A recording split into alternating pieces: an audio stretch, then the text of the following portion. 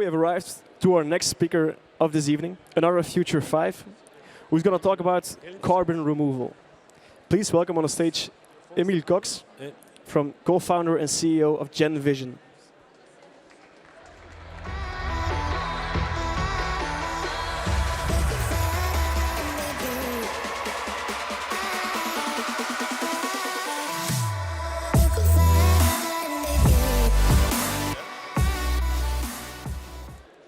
Hi, Emiel. Hey. Welcome. How are you doing? I'm doing great. Thank you so much. What do you think about the venue and the festival so far? This is super impressive. All the lights. I'm honestly quite astonished. This is really cool. Great to hear. Emiel, maybe a first question. How did you feel when hearing that you're part of the Future 5?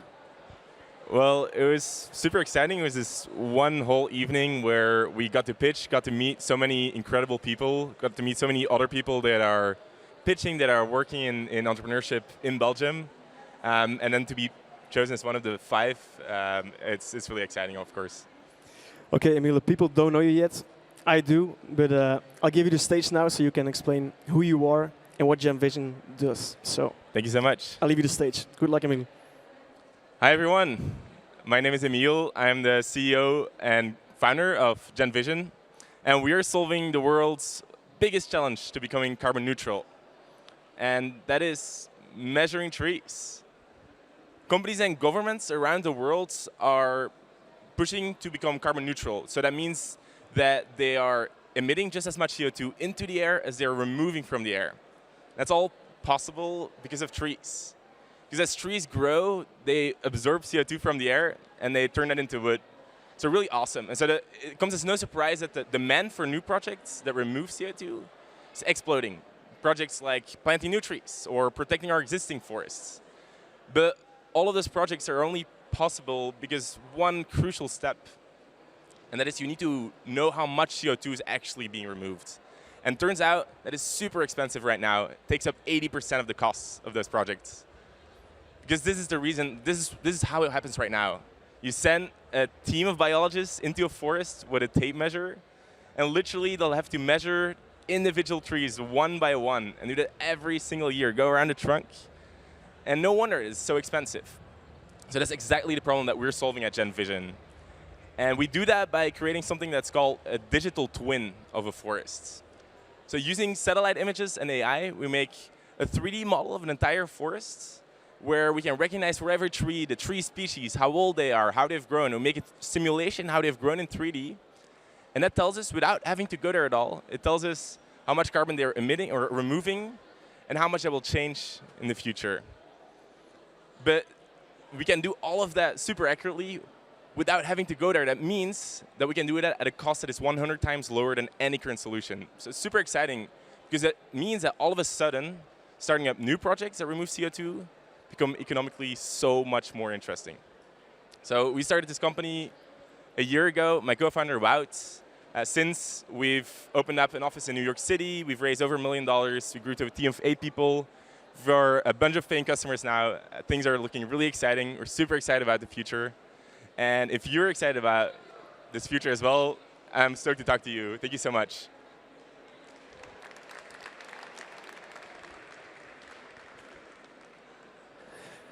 Thank you so much, Emiel. Let's have a seat to dive deeper in your story, because it's so amazing, the concept. And when I hear your pitching, there's so much ambition and passion that I can hear.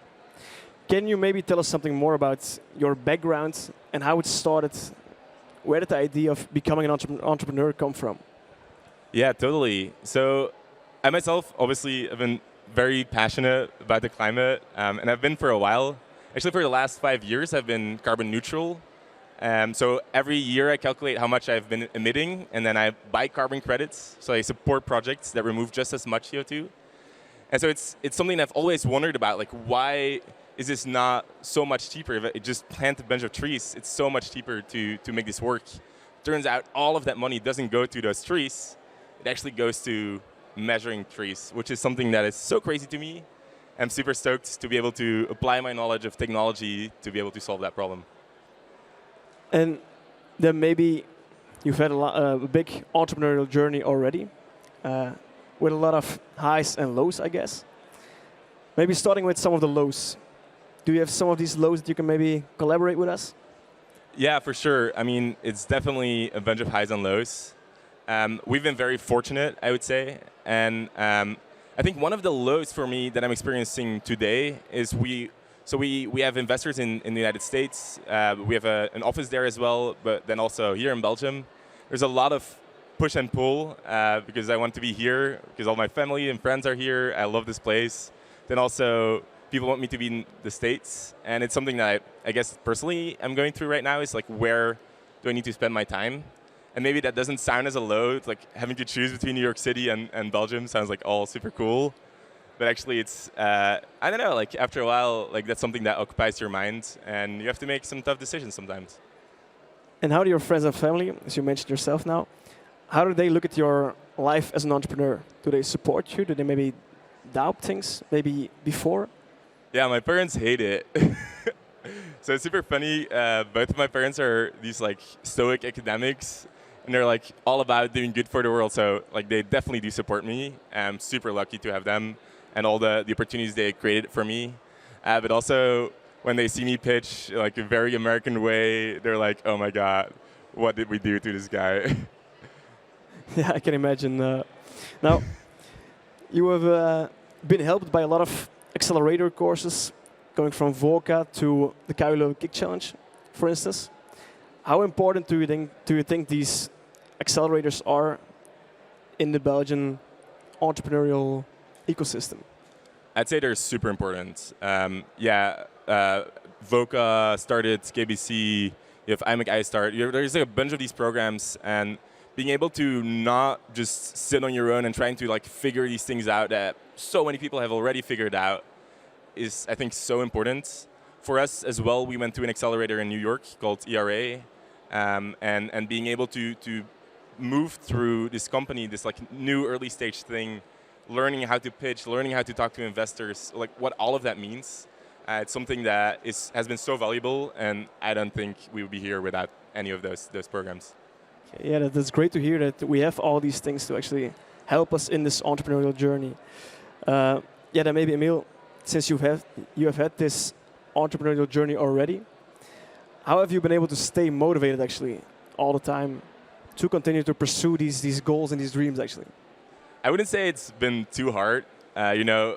Kind of like I get to wake up every day and go to office. Like the people that we work with are basically just friends of mine.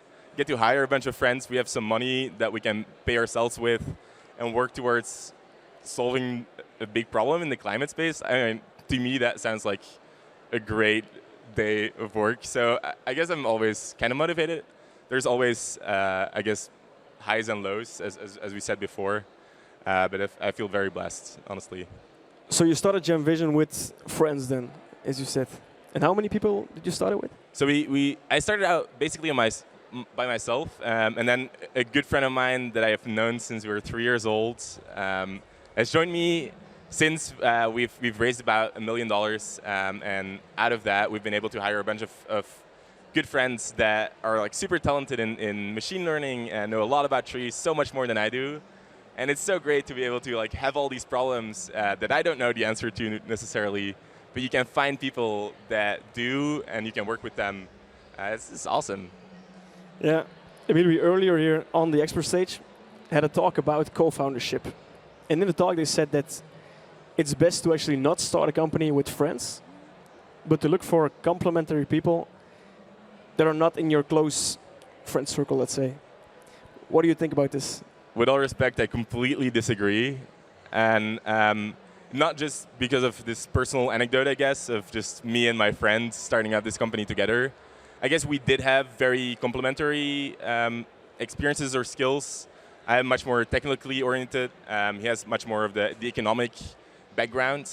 But that said, and that's something that we've learned in Silicon Valley, in New York as well, is that people really look for co-founders that already have some kind of a relationship, because when at some point things go awry, don't go that well, when you have something to fall back on, it's so important. Because with my friend, my co-founder, I know like even the worst things happen with this startup, I will not walk away from him because I don't want to give up that friendship.